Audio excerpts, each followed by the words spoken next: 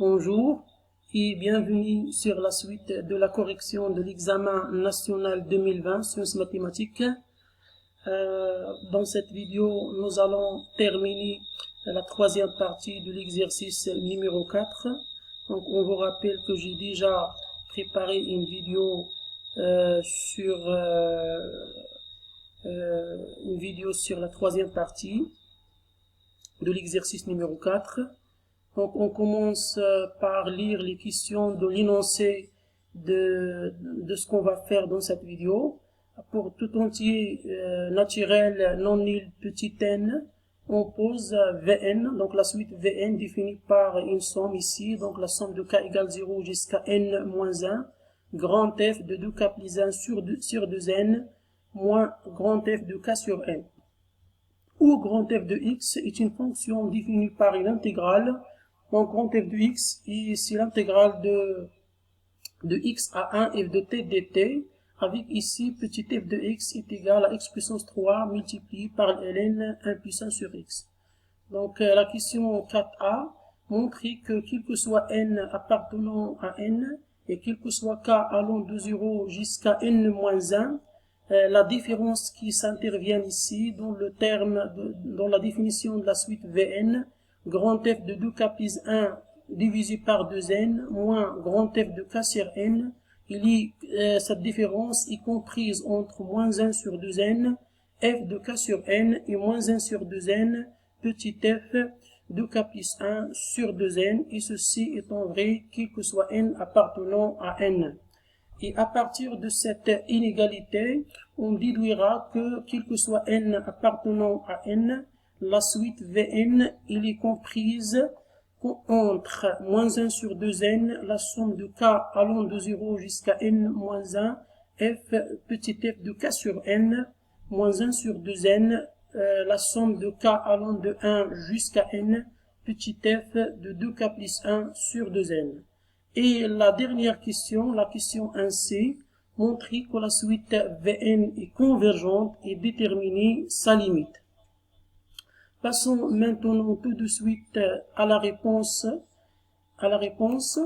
Donc, on commence par répondre à la question 4a. Il s'agit d'établir cette inégalité. Donc, on commence par calculer la différence grand F de 2k plus 1 sur 2n moins grand F de k sur n.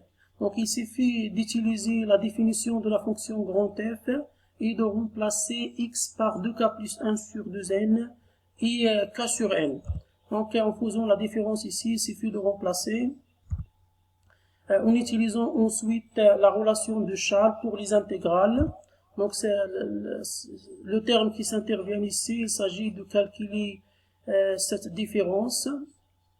La différence, on peut l'écrire sous la forme d'une somme de deux intégrales ici, et par la relation de Charles, ça revient à intégrer la fonction petit f de 2k plus 1 sur 2n et k sur n. Alors, le terme, la différence ici, grand f de 2k plus 1 sur 2n moins grand f de k sur n, ça va être égal à l'intégrale de 2k plus 1 sur 2n jusqu'à k sur n de la fonction f de t dt. Donc, le résultat qu'on peut tirer de ce calcul, la voilà, donc grand f de 2k plus 1 sur 2n moins grand f de k sur n est égal à l'intégrale de 2k plus 1 sur 2n jusqu'à k sur n de f de t dt. Or, on peut remarquer que ici les bornes de l'intégrale, la borne inférieure de l'intégrale ici est supérieure à celle qui se trouve en haut. Donc, si vous calculez 2k plus 1 sur 2n moins k sur n, quand vous faites les calculs, ça donne 1 sur 2n qui est strictement positif. Donc, il est mieux de l'écrire cette différence autrement pour avoir ici les bornes allant de plus petit au plus grand. Et voilà, donc f de 2k plus 1 sur 2n moins f de grand f de k sur n est égal à moins l'intégrale de k sur n jusqu'à 2k plus 1 sur 2n f de t dt. On n'a pas encore établi l'inégalité. Comme la fonction petit f est continue strictement croissante sur R étoile plus, en particulier il est contenu dans tout intervalle, il est plutôt croissante et continue sur tout intervalle contenu dans R étoile plus, en particulier sur l'intervalle k sur n de k plus 1 sur 2n. Si je prends t compris entre k sur n et 2k plus 1 sur 2n, je calcule l'image ici, donc en conservant l'ordre parce que la fonction est croissante et continue. Donc ça va donner donc f de k sur n est inférieur à f de t est inférieur à petit f de 2k plus 1 sur 2n. En introduisant maintenant l'intégrale, quand j'introduise ici l'intégrale, donc l'intégrale de k sur n jusqu'à 2k plus 1 sur 2n f de t dt, qui définit cette différence-là. Ici, il est inférieur à 2k plus 1 sur 2n, l'intégrale ici de k sur n jusqu'à 2k plus 1 sur 2n 1 dt, puisqu'en faisant sortir ce terme-là de l'intégrale, puisqu'il s'agit d'une constante, il ne dépend pas de t, donc j'intègre par rapport à t. De même pour celui-là ici à gauche. Voilà, donc la fonction ici, il s'agit d'intégrer une fonction constante 1 sur l'intervalle k sur n de k plus 1 sur 2n. Donc la fonction constante ici, la primitive, on prendra t comme primitive, la constante on prendra toujours par défaut égale 0.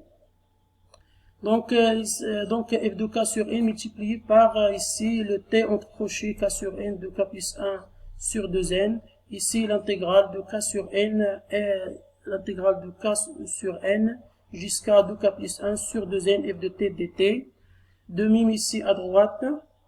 Donc on peut faire les calculs sur les crochets ici.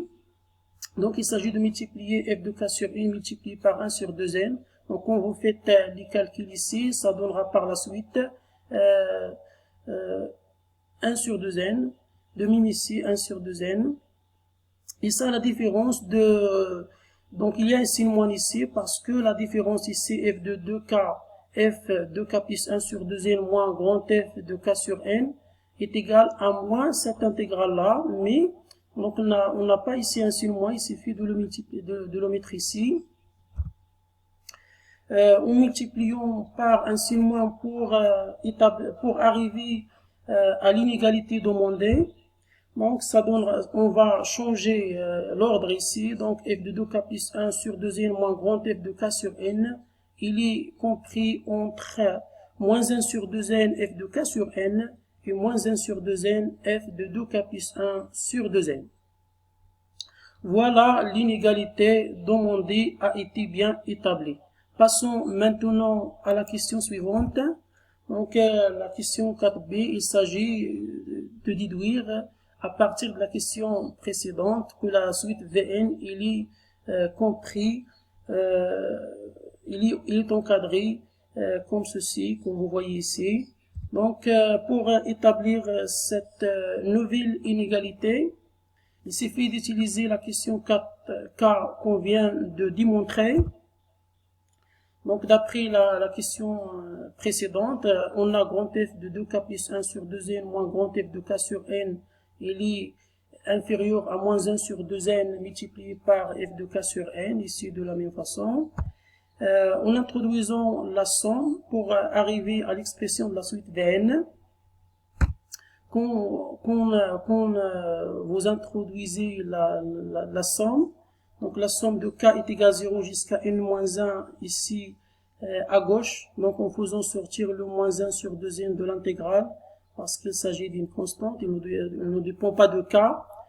Ici la somme, ici il suffit d'introduire la somme, de même ici.